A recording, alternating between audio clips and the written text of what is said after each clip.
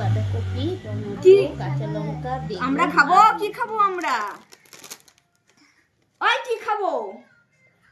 কয় রকমের ভাজা দিস? হ্যাঁ। 5 রকমের ভাজা না? তাহলে খালি তো বেগুন দিলে তো হবে না।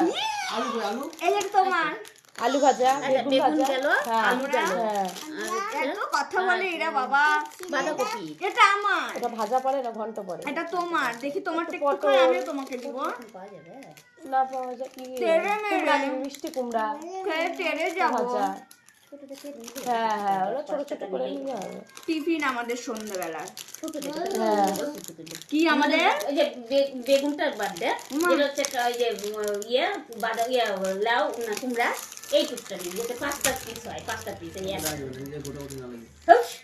5 টাকারই দেয় আমার বেটা খাবে না। হ্যাঁ, ওটাই তো হচ্ছে, এইটুকু করে নিবি যাতে ঠাকুরের তোমারটা তুমি খাবে, আমারটা আমি খাবো। উদাহরণ করে দিচ্ছি।